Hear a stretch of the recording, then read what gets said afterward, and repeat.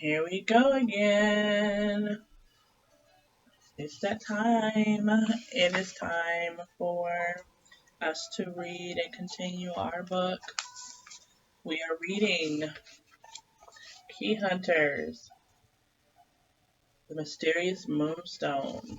So in the last video, I asked you to please, write down or type in what you think the Moonstone is. What kind of gem or jewel is it?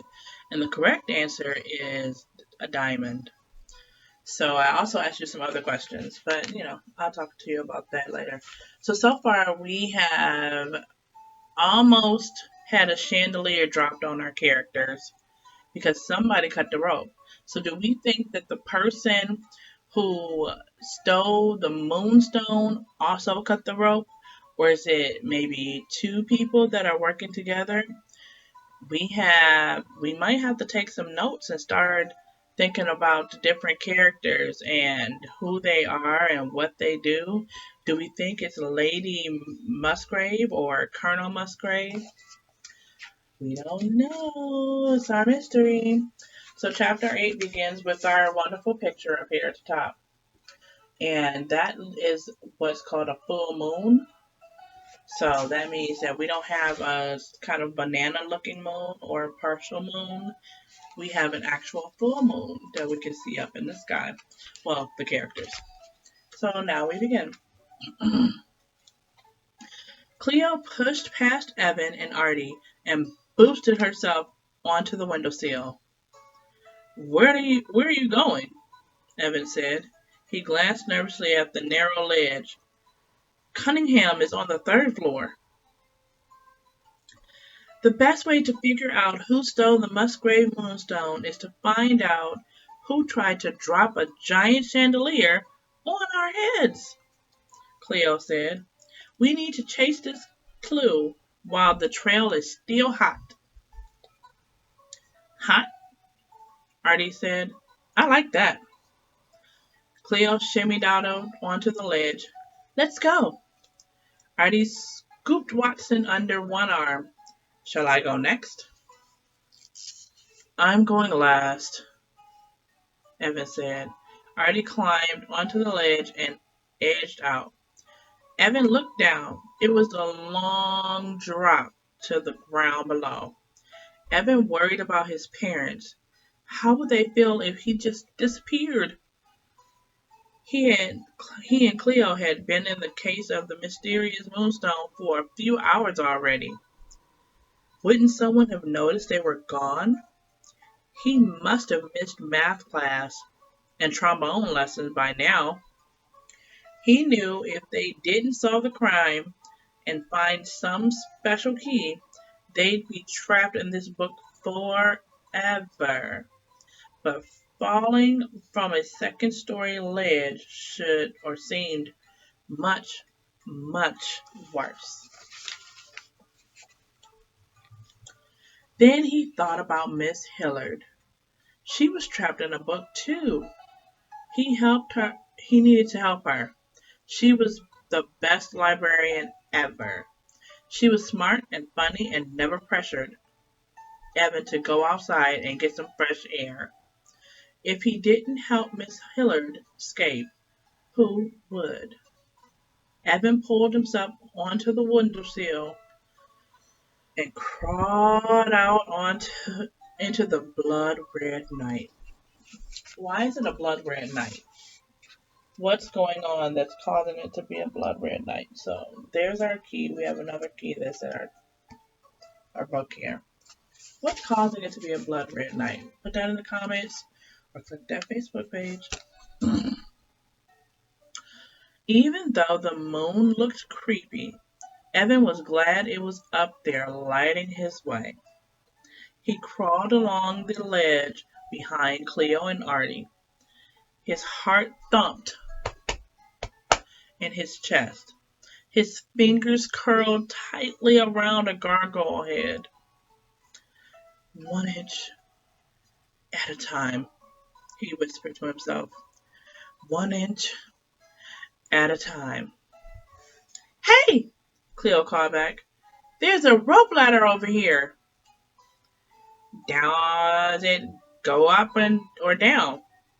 Artie asked, shifting Watson to his other arm. Both, she said. It's hanging from a third floor window and reaches to the ground. Evan crept over to have a look. Two thick ropes dangled down the length of the house. Wooden rungs stretched between them. Placed. Let me start that sentence over. Wooden rungs stretched between them, spaced around a foot apart. So you think about a foot, and you're gonna, look at the size of a foot. It's gonna be that's how much space is in between these different rungs or these different pieces, like the steps on the ladder. So those are called rungs. We have no way of knowing which way our mystery person went, Artie said. Watson woofed. Not so fast, Evan said. Look there. Another clue. Do we remember what our first clue was? Hope you're making notes and thinking about it. On the end of one of the rungs, a small piece of white fabric flapped in the breeze.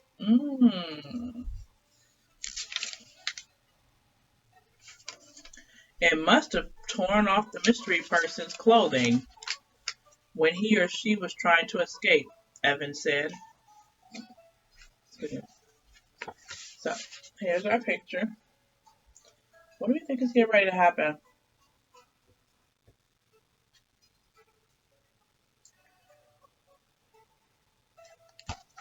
We have some clues going on. So, we got two clues. And what did I say rung was? A rung was. A rung is spelled R-U-N-G. So, what did I say rung on the ladder is? Comment below and answer that question. Comment below and answer any of the questions or click that Facebook page link. Too bad Watson isn't a bloodhound, Cleo said. He'd sniff that fabric and lead us right to the thief. Artie smiled. Watson is full of surprises. Watch. Artie brought the piece of cloth close to Watson's nose. The dog sniffed the fabric and began wagging its tail. Which way did the scoundrel go? Artie said. Watson looked up and down. A long string of drool dripped out of his mouth and landed on the rung below the ledge. Well, that did us no good, Cleo said. Oh no, Artie said. What's that? He pointed at the drool on the ladder. It's saliva, Evan said. Spit, drool, glistening slobber. It's gross, Cleo said. I agree. Remember the first rule of detective work, Artie said. Always follow the slobber. Sounds questionable to me. We'll continue. And with that, Artie stuffed Watson into his coat, grabbed the rope ladder, and began climbing down. Once Artie reached the bottom, Cleo followed. The rope ladder didn't look strong enough to support more than one of them at a time. Evan waited for Cleo to get her feet on the ground and took hold of the ladder himself. The rope ladder swayed with each step, but Evan thought a ladder, even a wobbly one, seemed safer than a narrow ledge. He swung back and forth. Evan's knuckles scraped across the stone. His fingers stung. Hey, Evan called down. What do you get when you cross a detective with a cashew? Now's not the time for a joke, Cleo said. Jokes help me relax, Evan said. When he reached the ground, Evan looked at his hands. He had scrapes across 3 fingers on his right hand. Ow! Cleo said, sucking on one of her knuckles. That stone is rougher than it looks. Artie held up his hand to reveal a long scrape from his finger to his wrist. We match. Now let's hurry before the trail gets cold. Evan followed a stone path around the building. They followed a stone path around the back of the house. So what do you get when you cross a detective with a cashew? Artie asked as they passed through a gate. A nutcase, Evan said. Ah, I get it, Artie said. Watson lifted his head and began to snuffle. Something's cooking, Evan said. We must be near the kitchen. They crept to an open window just inside a huge pot of tomato sauce or tomato soup bubbled. A wooden spoon the size of a baseball bat stuck out of it. A woman was bent over the countertop with her back to them. She wore a white apron tied around her waist and a tall white hat. That must be Chef Lilith, whispered Cleo. And she's wearing white, Artie said. And look, he pointed to her apron. The corners were torn off. Just like the strip of cloth we found, Evan said. Cleo began climbing through the window. Well, that solves it. But Evan noticed something else. Her shoes had the pointiest toes and the highest heel he had ever seen. Wait, he whispered. He tried to grab Cleo, but she was soccer goalie fast. Cleo scurried through the open window, marched to the kitchen, and cleared her throat. You're under arrest, Chef Lilith.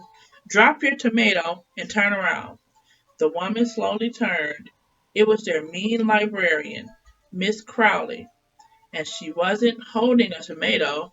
She was holding a knife. Dun dun dun. So that's chapter 9. What have we learned so far? Put that in the comments or check Facebook. Bye, guys. See you soon.